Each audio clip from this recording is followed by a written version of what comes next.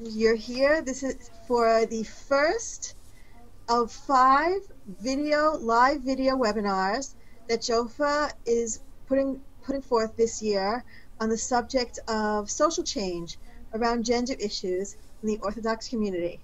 We're very proud of this series. We're launching the series tonight with this pilot with Rabbi Herzfeld. Rabbi Herzfeld, thank you for being in this pilot.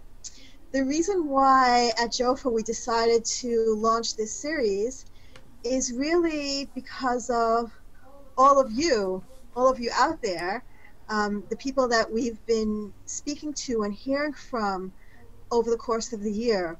We hear from people in lots of different ways. We hear from people on social media, Facebook, Twitter, blogging, phone calls, and I've also had the great privilege of traveling around the country this past year and visiting different communities, like in Pittsburgh and St. Louis and Washington and Stamford, and everywhere I go I meet women and men who are talking about change and social change and more women's inclusion.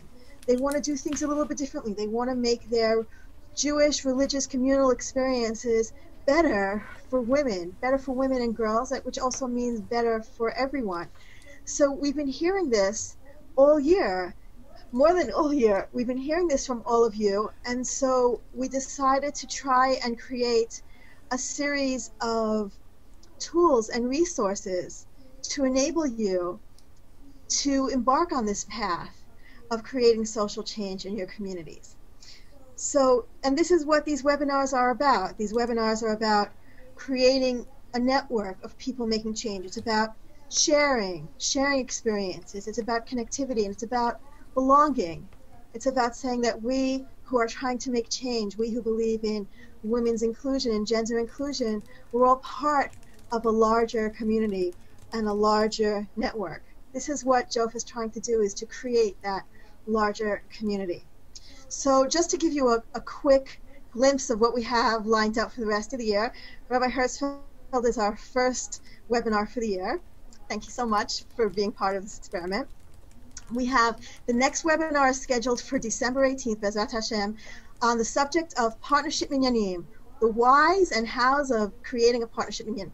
That webinar will feature Dr. Tova Hartman, who's one of the founders of Shira Hadasha in Jerusalem and really started the whole partnership minyan revolution, and along with Dr. Chaim Trachtman, who wrote the book Women and Men in Communal Prayer.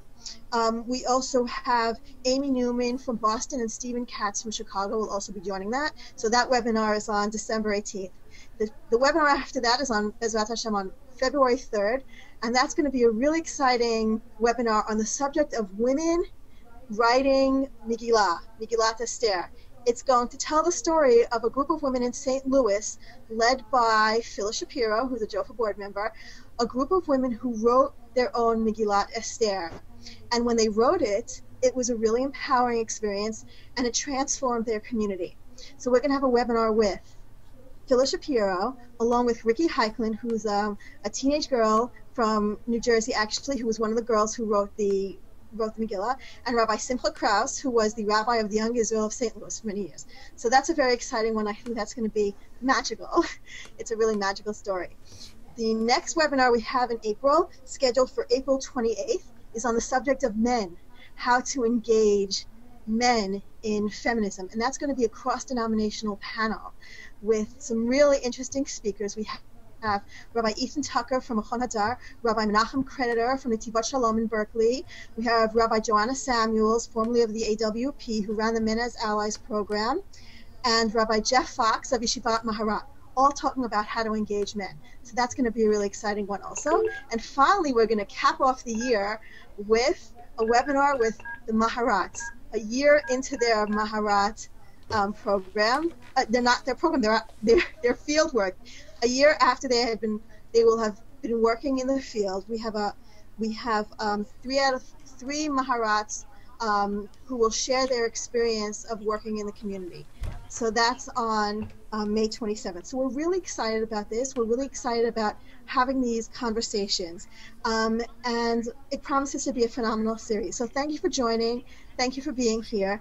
These webinars are going to be for JOFA members only, and at the end of this webinar, we'll be sharing the information about how to become a JOFA member so that you'll have access to all of these great webinars.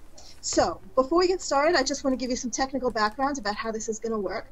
First of all, we have behind the scenes, you can't see him, we have Associate Director, JOFA Associate Director Aaron Steinberg, who put together the entire technical side of this. So thank you, Aaron, for all your hard work. Aaron's going to be chatting with you guys on the side. If you want to ask questions, or you want to comment, or you have questions or issues, or you're not seeing something right, or you're not hearing something right, chat with Aaron and he'll help you out. He'll also be sharing all kinds of links and polls, and he's got some really fun things planned for that. And he'll be sharing other information about what's going on. Okay, so without further ado, let's get started. We're going to do about 30 minutes of question and answer, and then we'll go to all of your questions. So, welcome, Rabbi Herzfeld. Before we start, did you want to say something about Rabbi Yosef, who died today? Yeah, no, I appreciate that, Alana. Yeah. It's a day of communal mourning for Klal Yisrael. JOFA is such an important part of the story of the Jewish people, and the Jewish people today lost a rabbinic figure who guided many people, touched many lives, and it's a great loss for the Jewish people. I know nobody agreed with every single thing that Chacham Rav Ovadia Yosef taught, but it was impossible not to appreciate the tremendous depth and breadth of his knowledge and his impact on the Jewish people. So it's a great loss for the Jewish people.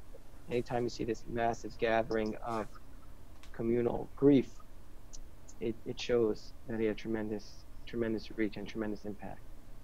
He did some really interesting things for women as well. You know, he ruled, for example, that women could read Megillat Esther also for men, for example, which was a very important ruling. And he also, during the 1973 war, helped release 1,000 agunot with a lot of compassion. He personally looked after every single woman to make sure that she'd be freed. So, okay, so we have a webinar and going he also on has right a ruling now. about women being allowed to wear pants. We started it a little early with like the that. presenters. And his daughter, This is our Atina first Shalom, webinar. is a great and now I'm activist on behalf of Haredi women. So started ticking down. We at from when JOFA we had also our wish private, condolences to the family and to Klal Yisrael. Everyone else is on hold. When that timer hits 0, is the webinar Thanks for sharing ending? that. Automatic? Okay, so now let's talk about you. Let's talk about you and your shul and your experience. My boss is in the other room. Okay, fine. All right. So, what was the shul? So you've been really in your shul since 2003, right? 2004, September of 2004. 2004. What was the shul like when you arrived? Well, the shul was a wonderful place when I arrived, but it was going through a transition period. There were a few people who were here who were an important part of the congregation, but most of the congregation had moved on. So there were maybe 10 to 15 families who were a part of the congregation, but of those, only 6 or 7 lived within walking distance of the shul, and the others were supportive of it, even though they weren't necessarily in the neighborhood. And most of the congregation was older and looking to pass on the honor and the responsibility of leading the congregation to a younger generation. So there were a group of people, very dynamic lay leaders, who were looking for a rabbi who could connect with their vision of what a shul could be, and who they could recruit to be the spiritual leader of the shul. And some of those lay leaders reached out to me, and so we connected, and I came down here, and it's been a building process since then, and I've personally been having the time of my life, so it's been great. That's great. How many families are now in your shul? Well, we have more than 300 families. We get them. Thank God, it's just been a blessing. Every week we have more membership applications. Probably in the last month there have been over 30 membership applications to the shul. So I haven't really counted, but I think we're right around 350 families now. Wow, Kanai Nahara? Baruch Hashem. Baruch Hashem. So what was the shul like in terms of gender issues? Can you tell us a little bit about some of the challenges that, let's say, women faced in the shul when you arrived? So there's a tension here between what the uh, actual legal reality was and what some members of the congregation wanted. So since the congregation has been around since 1886, there were bylaws that reflected kind of the social norms of that time uh, that were fixed in the bylaws. So, for example, the bylaws stipulated when I came here that women were only allowed to vote in the congregational elections if they had written permission from their husbands. That was a residual law of the bylaws that we couldn't do anything about when we got here. On the other hand, there was definitely a clear desire of the newer people who are coming to the congregation for a more inclusive synagogue with respect to women, and to their great credit, the overwhelming majority of the older members encouraged that and also wanted to see us have some growth in that area as well. So even though there was this reality that women were not a presence in the spiritual life of the synagogue, at the same time, there was an openness to growth in that area, and not necessarily only an openness. There was also desire for it. How did you see that desire? Like, how did that openness find expression? Well, it found expression in people expressing it to me, directly during the interview process. People asked if they're during the interview process. People asked if my approach to women's involvement, was in sync with some of the things that my spiritual mentor, Rabbi Weiss, was doing. They asked directly how I felt about certain issues, and there was a strong desire, even during the interview process, to see if I was open to changing the way the mechitza was. When I came to the congregation, the mechitza was in the back. Women were in the back of the congregation, and so they asked during the interview process if I was open to mechitza down the middle. And I said, absolutely, absolutely. And so within the first couple of weeks of when I got here, we changed the mechitza. We put it down the middle, and people loved that. So one of the first things you actually did was not even about the tefillah itself, but was about the structure of the shul. That was one of the... I think it was very important that we wanted to make the point that women and men, at least, the mechitza is a difficult concept to understand, but at least to the extent that we can, we wanted women to be able to be included within halacha. And I said I had a clear direction from Rabbi Weiss, and he said he heard it from Rabbi Soloveitchik directly, that a mechitza should be 50 inches high, and the bottom 40 inches should be opaque, and the top 10 inches could be lattice or see-through. And so we reflected that in the design of our mechitza, and then the mechitza could be down the middle. The mechitza was not to prevent sight, but to prevent mingling. So that was reflected in one of the first things we did here. Yeah. How did the shul change when the mechitza changed? Did it have any impact on the culture or the dynamic of the community? Well, we'd have to ask some of the men and the women, but I think that was certainly an attractive feature for some people. I think some of the people certainly felt that gave the direction that this was a shul that was going to try to be sensitive to women's involvement, even though we were deeply committed to being Orthodox and deeply committed to our tradition and deeply committed to being a shul where if our ancestors from 1886 would walk into our shul, they would more or less feel like they were in the same place, even though we were making some changes. So I think this was a signal to a lot of people that this was a shul that might be open to their spiritual journey. So what other kinds of changes did you make along the way? So, we made slowly we made some significant changes, but all of them were done very carefully to reflect halacha and to reflect our understanding of the Masorah, and working with my teachers and my spiritual mentors. And some of the other changes we made were, at the beginning, we started a Shabbaton that we call Makom Shabbaton, and this was a Shabbaton where all the teaching, all the Torah that's taught in that shul and taught in our shul that week is taught by the girls of the shul. Women, by girls, I mean the girls, not the women, by the growing girls of the shul. So grade school girls and high school girls were teaching the Torah. And that had a big impact on a lot of people, just seeing the girls get up and share their teachings. This was organized by people in our synagogue. Some of the very dynamic women in our shul organized this project, and it for many people it was very inspiring, especially some older women who felt that they didn't have an opportunity in their Orthodox shuls growing up to have their voice heard. This was very moving for them. Another thing that we did at the very beginning, which was also, I think, very moving, was there was something called the Women's Beit Midrash, which was organized by the women for the women. Even though we're open to women teaching men and women have very frequently taught from the pulpit, there was an idea that there was a need to have a spiritual place for women to grow and to have a community and camaraderie. And so that was something that brought a lot of energy to the shul at the very beginning. It made the shul a very attractive place for a lot of people. Also, just at the very beginning, we made a point of having a woman's voice from the pulpit, having women offer divrei Torah and speak and share words of Torah and inspiration. So that was also a very big impact at the beginning. So even though these are, for a lot of people in Jofa, these are things that are no-brainers, like, why not? Of course. But in our community at the time, I think the Kuta Mishalash, the connection of all these three, sent a very important message.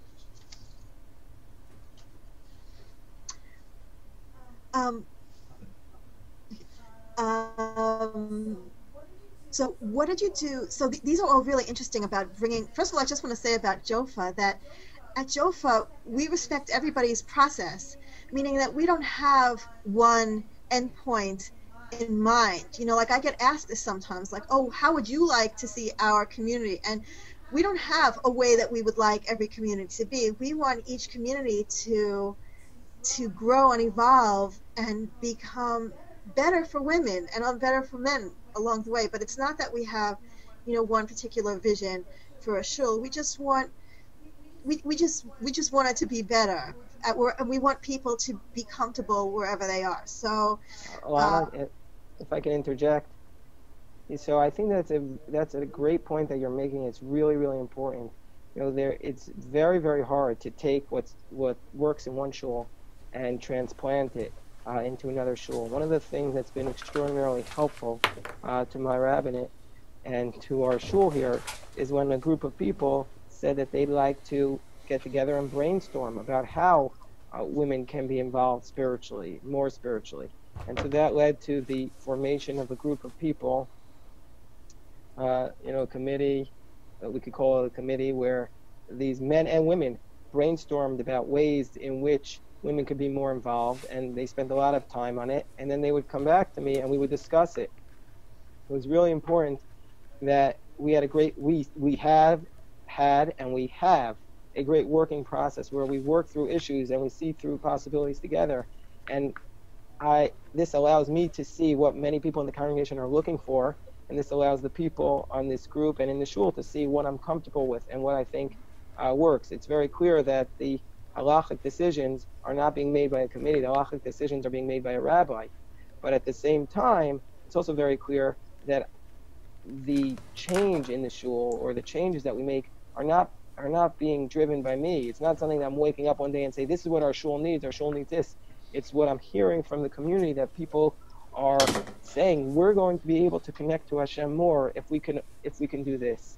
And that allows me to try and see what we can do. I mean, I think it's the job of a shul and the job of a rabbi to help people connect to God, to help people have a meaningful spiritual experience, to remind people that we have a responsibility in this world to serve Hashem, Yisbarach, and to throw our feet, so to speak, at God's throne. But we have, the rabbi in the shul's job is to help people get there. And if people are saying, I would really have a much more spiritual experience if I was able to hear a woman's voice, and then I think that my family would also connect more, then why not make it happen? So I saw something from Rabbi Aaron Soloveitchik, who said that if there is something which is permitted and there's a whole history of it being permitted, and we don't allow it to happen, and that's a sin. Then we're preventing people, and that's a terrible thing to be doing. So along those lines, if there's something that we can do, we should absolutely pursue it if it's going to help people in our shul. So you're basically listening to your congregants and you're helping them along their spiritual journey.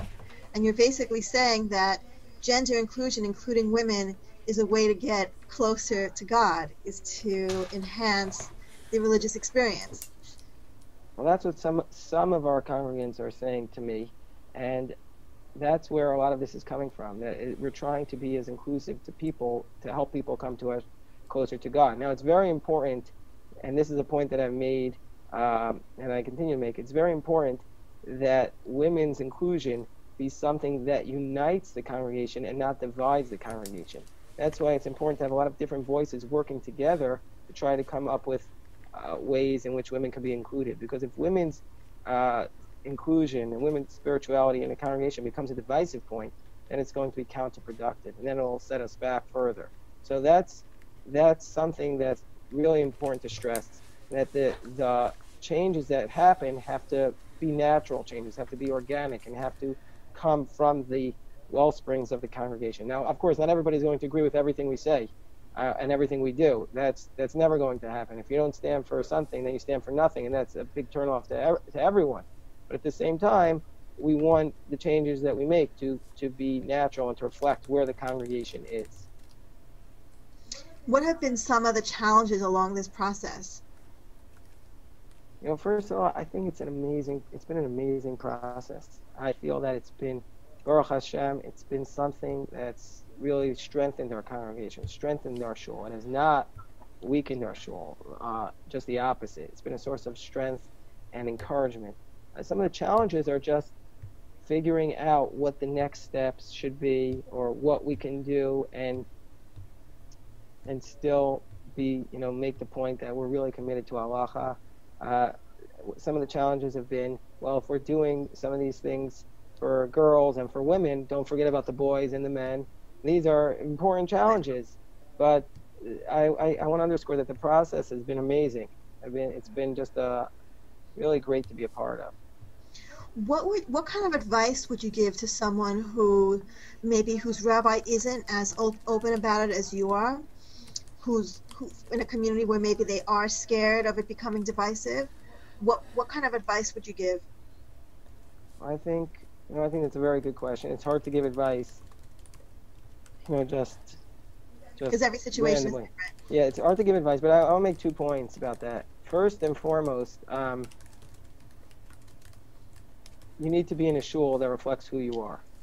If you're not in a shul that reflects who you are, then it's not going to work. There are some people who said to me, this doesn't reflect who I am. And I said, well, this reflects who I am. And then those people felt that this wasn't the right shul for them. And, I hugged them and I said, that's, if it's not the right shul, then your soul should be in a different place. We don't have a monopoly on people's souls.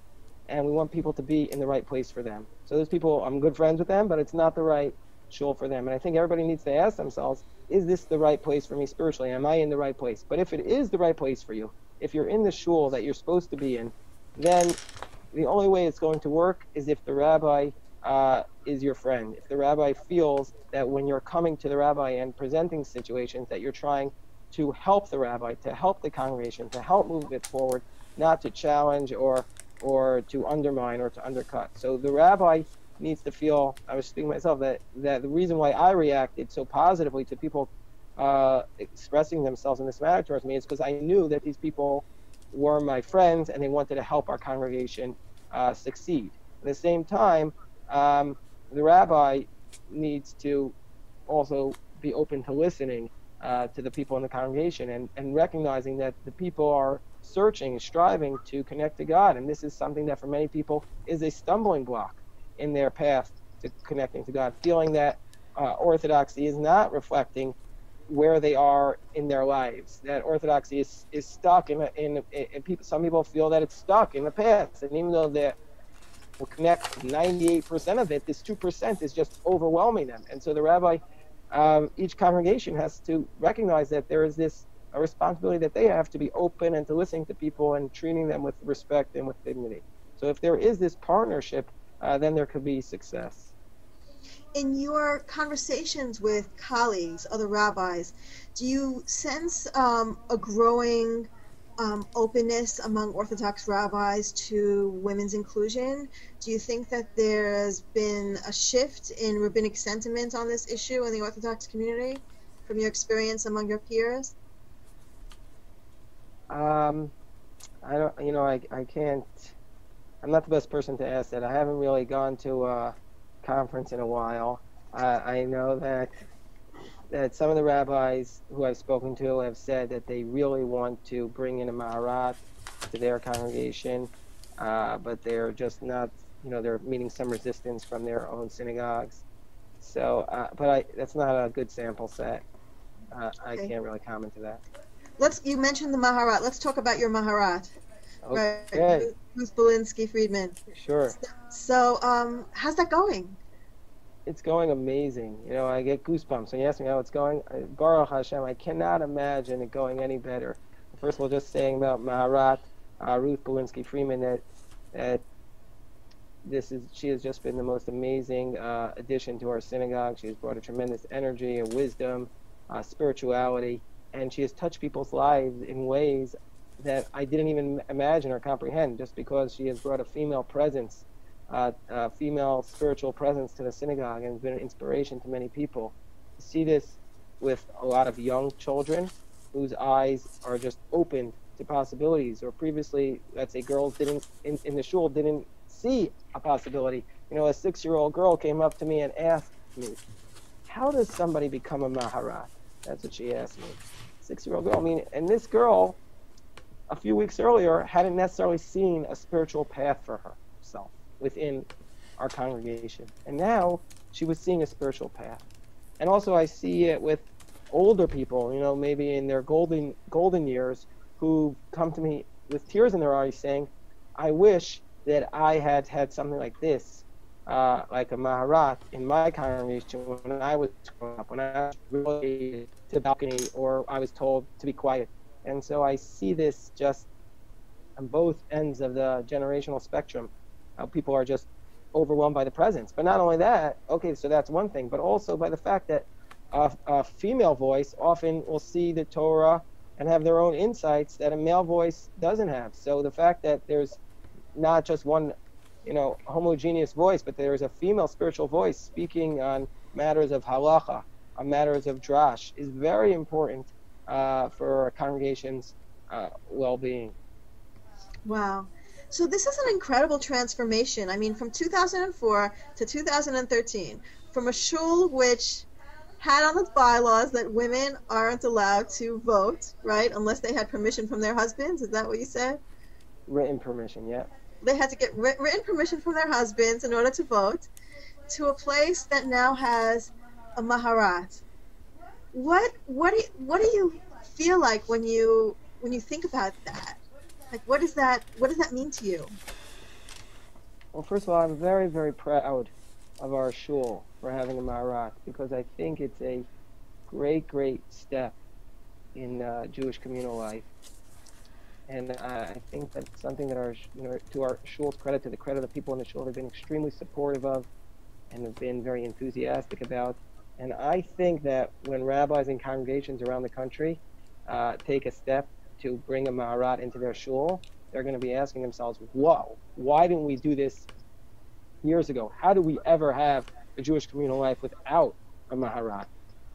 Or who knows, maybe I'll get in trouble for saying this, maybe years from now, I don't know how long, months, weeks, years, there'll be a Jewish woman rabbi. It's possible, don't shoot me in the head right now for saying that, but it's a possibility. I'm not going to shoot you in the head, I'm going to applaud. There was a shiur given at YU last week to the smicha students, and the question was asked, can a woman be a rabbi?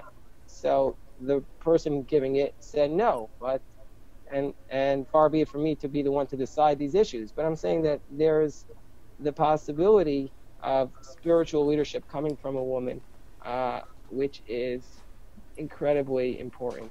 And that's something that I think when a shul experiences, they're going to ask themselves, how do we ever exist without this? Wow, that's beautiful. So what kind of advice would you give people who want to follow your path, but maybe who might be a step or two ahead of where their rabbi is at. Like people who would want to bring in women as religious leaders, but maybe their rabbis aren't there yet. I mean, before you sort of you sort of said, oh, well, if it's not good for you, then maybe it's not the right place for you. But not everybody has the option to move or to leave. And how would you, what kind of advice, what kind of tips might you give people who want to stay where they are and try to move their rabbis closer to where they are on these issues? It's very hard to give tips in a vacuum, but I think that real change and real growth in a shul will come when the rabbi and the congregants work together and they feel like they're on the same page. If a person has genuine spiritual concerns here, I recommend that they make a meeting with their rabbi and share with them where they're coming from and ask the rabbi if they could explore this issue with the rabbi and with several other congregants, from across the spectrum into the congregation, not only the people for whom it would be important to see more of a woman's voice, but maybe some of the people will be more resistant and try and find some common ground to impact people's lives. Some people might be very resistant to having women speak on Shabbat morning. So then maybe try and work, a woman's voice into other times during the week and other times in the congregation. Maybe some people are resistant to having women's voice in prayer, so having a focus on Torah study. I think that people have to look for a common ground and to have baby steps, because small baby steps will eventually lead to great spiritual growth. Can you give some examples of changes that can be made within the service, within the tefillah, places where it's easy to incorporate women's voices without it being too sort of confrontational or complicated? Like, I'm looking for some low-hanging fruit. What are easy things that shuls can adopt that would bring women's voices into the actual service? Well, first of all, again, every congregation is different, and there's no such thing as low-hanging fruit. And also, I think it's really important to have a woman's voice in a service. Very important. I think, first and foremost, even if it's not in the service, a woman's voice should be heard on Shabbat. So even if it's just a woman making the announcements, a woman should be included. Her voice should be heard. So that's something that I think is very significant and important.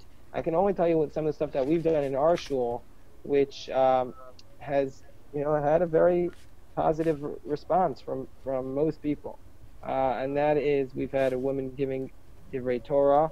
We've also recognized that there were certain prayers that maybe I wouldn't say weren't necessarily part of the fixed liturgy, and didn't necessarily have a natural place to be said within the liturgy, which we allocated to have women say them. Now, ironically, these are prayers which many people think are the most important prayers because they connect to them the most.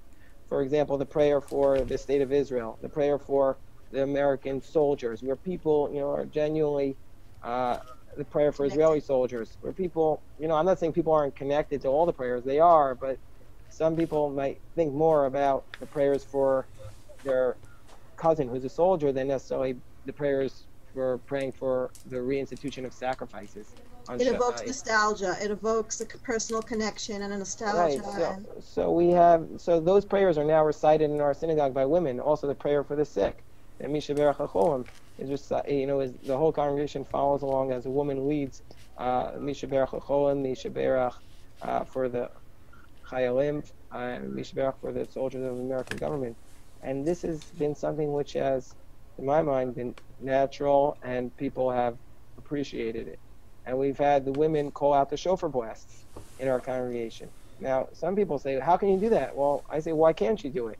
They call it out from the women's, from the other side, quote unquote, other side of the mechitza, or maybe it's the right side of the mechitza, the jofa side of the mechitza, and why not?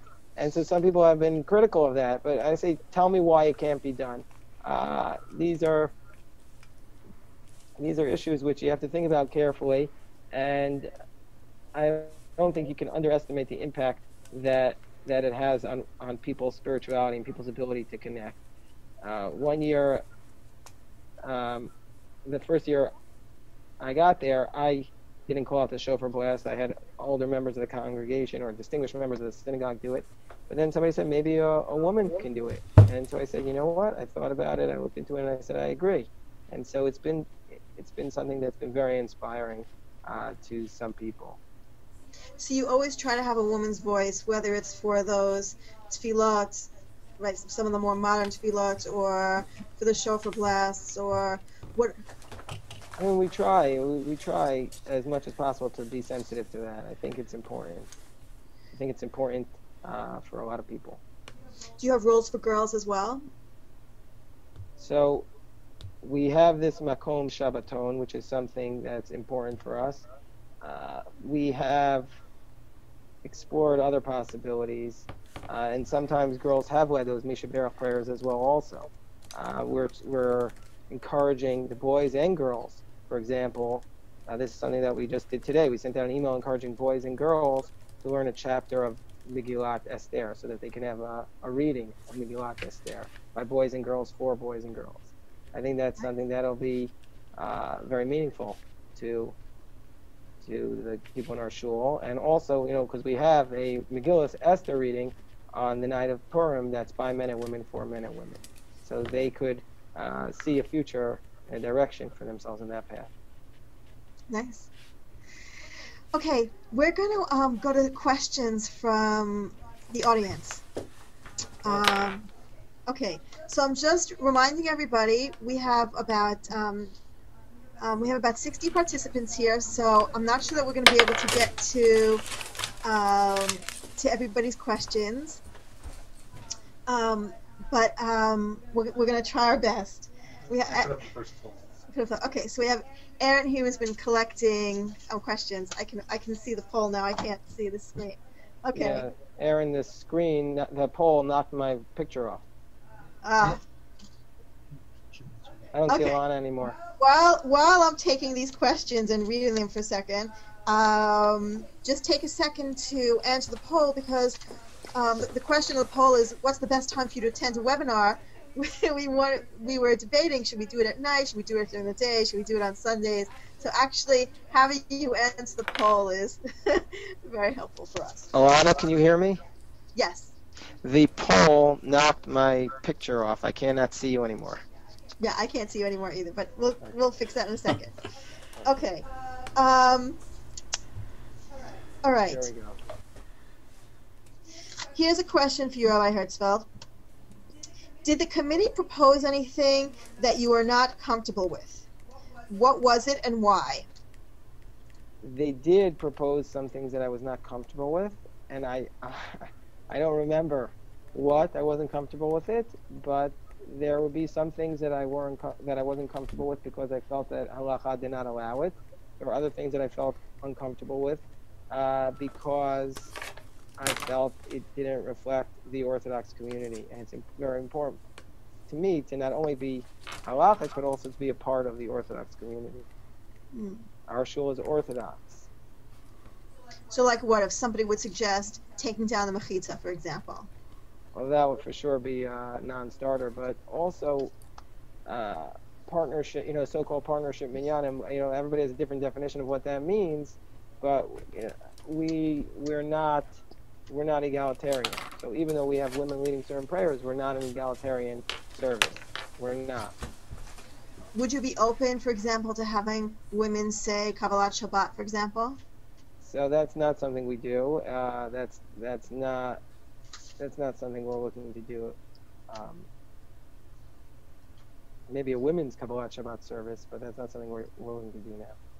We have another question here. Can a woman open the Aron or do Pticha? That's from Jeffrey Schron. Okay, so I'm really not prepared to answer halacha questions. I'm not opposed to it at this time, but I just want to say I know in some shuls they do it. I'm not commenting on that. In our shul, again, that wouldn't work right now. Okay, all right. So you don't want to get into specifics for other shuls because that's too complicated for you? I think it's complicated, and also I don't want to just give my halachic opinion on things without really thinking about it carefully and discussing some of these issues with my spiritual mentors in poskim. Okay. Here's a question from someone named Galit. I want to just make one point. Before we institute any of these changes, I met with, and I don't want to say their names because I don't want to make them responsible for the changes, but I've met with a wide variety of poskim, both from quote unquote my own community and also to the right of me, far to the right, discussing these issues and looking through them carefully and seeing what was the issue. I'm not saying that everything we've done reflects, every single postik's opinion we met with, but they're all done with a lot of halachic discussion and thought. Okay. Here's a question from someone named Galit Idan. Do you consider yourself a feminist? I don't know what a feminist means. I think that there's a lot of definitions to what feminist means. So I don't know what that means. If you want to define it further, if Galit Idan wants to ask me what does she mean by that, then I can answer it. Well, I can give you sort of the Jofa definition. Okay, give me the Jofa definition. Which is a commitment not just to improving one's own situation, but a commitment to improving the situation for women at large, for addressing systemic issues of gender inequality. So being a feminist means saying it's not just about, oh, I want to be able to advance in my career, but it's being able to say, I want to fight the glass ceiling. I want to make the world better for all women. And by,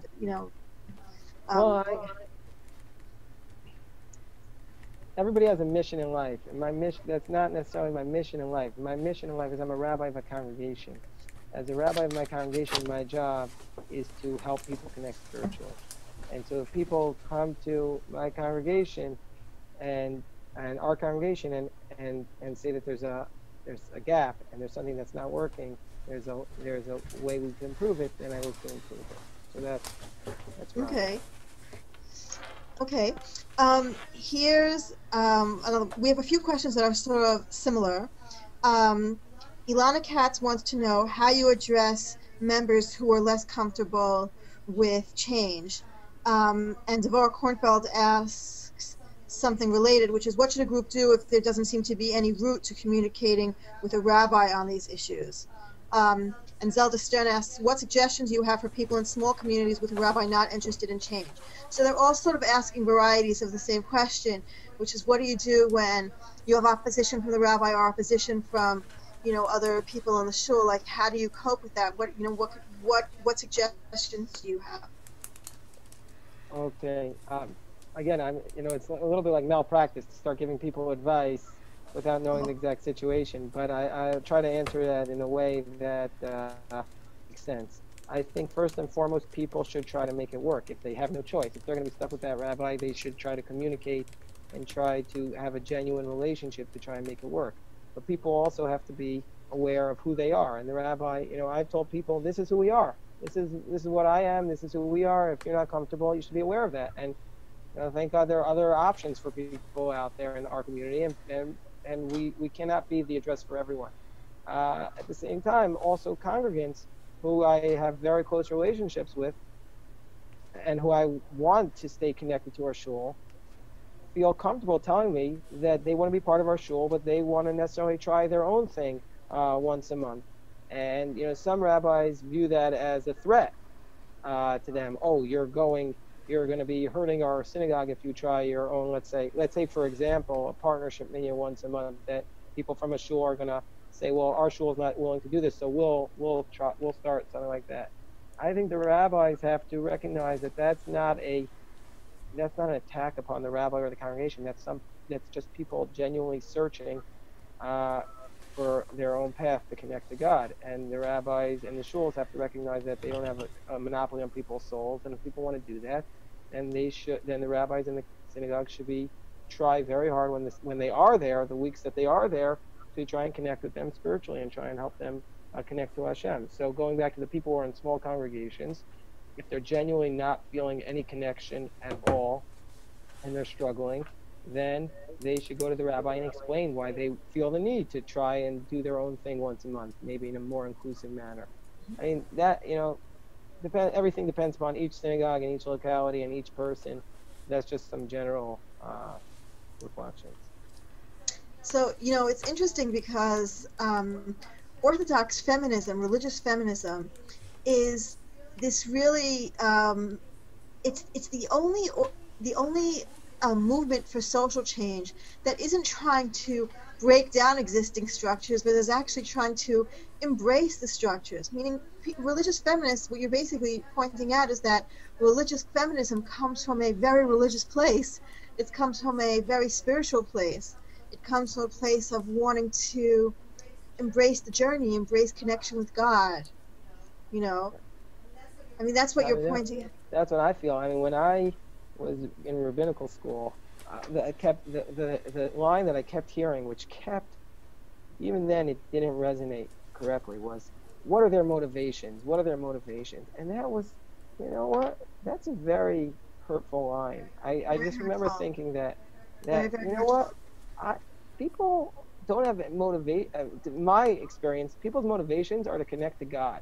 And if people want to make social change, this is not the best avenue to make social change. You know, to get like one little nuanced difference in an Orthodox service. There's a lot more ways to make. There's a lot easier ways and more effective ways to make social change. What people are trying to do, in my experience, is people have a genuine spiritual longing to come closer to Hashem Yisbarach, and they find the community that they're in to be really a great community, but they just wanted to move a little bit to help them come even closer. And I think that rabbis have to be sensitive to that, and congregations have to be sensitive to that, and people have to stop, you know, saying what are their motivations. Obviously, the rabbi is going to work better if he views the people as his friends and his supporters and his partners in his mission.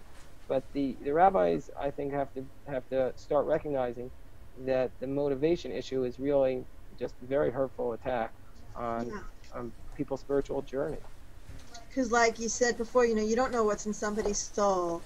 And when a woman comes and says, I want to be doing more, for the rabbi to come and say, well, what's really in your heart, is really very cruel. It's a very cruel thing to say. I think it can be very hurtful. Mm-hmm. Right. Okay. Another series of questions we have about Maharat Ruth Belinsky-Friedman's role. We have somebody named Paige wants to know what roles Ruth is taking in the shul, and Bracha Jaffe wants to know what are the future plans for her role. Okay, so Maharat Ruth Belinsky-Friedman today went over with me a list of the stuff she's done in the shul since she came on August 1st, and it's overwhelming. She is basically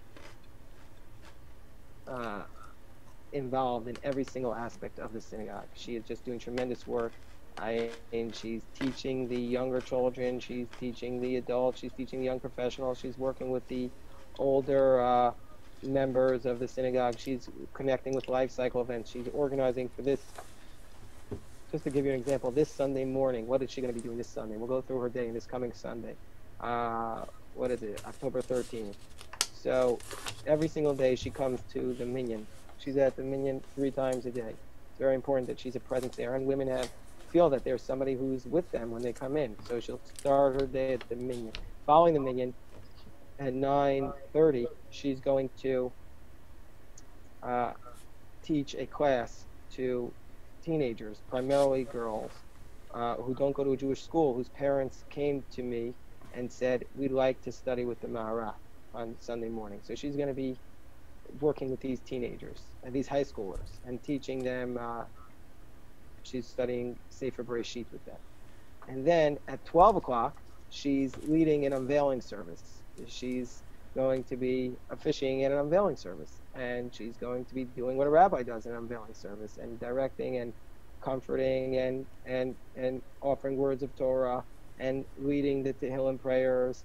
And so she's going to be leading that unveiling service. Then following that, she's going to come back from the unveiling service at 2 o'clock for a Simchat Bat ceremony, which she worked on the family all the way through to connect and to teach and to shape and form the Simchat Bat ceremony. And so she's coming back from the unveiling to lead that. And then and then she's doing, she's obviously going to attend the Mincha after that. And then in the evening, she's going and teaching a class in one of the apartment buildings. Last time she taught there was over 30 people who came, and she's teaching a class on the Kuzari. So that's what she's doing just next Sunday, October 13th. That's her Sunday. It's a day off. So that's what she's doing on just a regular Sunday. So I mean, it's hard to say what is she doing. She's doing everything. She's so involved in the shul, in every aspect of people's lives. That's really incredible. That's really incredible. Um, Tell me, do you have any general reflections on? Can I actually ask you something? A question that's a little bit maybe personal. You'll tell me if it's too personal. You don't want to answer it. I'd be curious. Like, I'm sorry. Have you changed over the past 9 years? Like, have you undergone any kind of changes within yourself? Is that too personal to ask you? You can tell me. Well, I mean, I would hope I've changed. You know, if you're just static, then that's very bad for spirituality. You're either going up or you're going down. You know, we're like, if the Beit HaMikdash had a ramp to remind us of this lesson that you're either going up or you're going down. So I hope I've changed. It's hard to, you know, it's hard to know exactly how one's changed, but it's not that I'm afraid to answer it. I'm not the best person to answer it. You're not the best person To answer it, to do self-reflection on how I've changed. But I don't think that, you know, I don't think that this was something that I was resistant to ever. I was always interested in helping people connect. I mean, I studied with Rabbi Weiss in his synagogue, where I was his assistant rabbi, and he's so sensitive and such a leader in these areas. So he trained me in that manner. But if you would have asked me 4 years ago if I would have embraced the concept of a marat in our shul, I'm not sure that I would have said yes. Probably would have been resistant. But it came from people in the shul seeking it. So it was important. What's been the best part of the process for you? The most rewarding? Part of which process? Everything you've gone through in the past 9 years, 10 years. I think the best part of the process is being inspired by seeing people's genuine spirituality, by seeing people seeking and striving, and just feeling, wow, because I'm the rabbi here and I helped facilitate it, I made this difference in people's lives. So that's been a great thing, to know that the rabbi has been a help to people's spirituality and not an obstacle. That's beautiful. Thank you so much, Rabbi Herzfeld. Before we shut off, I just want to first of all remind everybody that on December 7th and 8th, we have the JOFA conference in Manhattan, in New York. So please mark your calendars and register. Actually, don't mark your calendars, but register. And I also would like to remind everybody that we've got a whole series of webinars like this one lined up for the rest of the year. Aaron's going to be putting up some links so you can sign up for the webinars. The webinars are going to be member-exclusive content, and we really hope that you all become members so that you can all enjoy the webinars. This webinar was recorded, and we'll be posting a link to the recording over the next couple of days, along with some notes from the webinar. And I think that's there. There you go. All the links. Thank you, Aaron. Thank you so much, Aaron Steinberg, JOFA Associate Director, for all the hard work. Aaron's been working really hard this past hour, so thank you. Thank you all of you to being with us, and hope to see you on. Find us on Facebook, find us on Twitter, join our newsletter list, and stay in the conversation. Thank you, Rabbi Herzfeld. Thank you, Alana. Thank you, Aaron. Take care.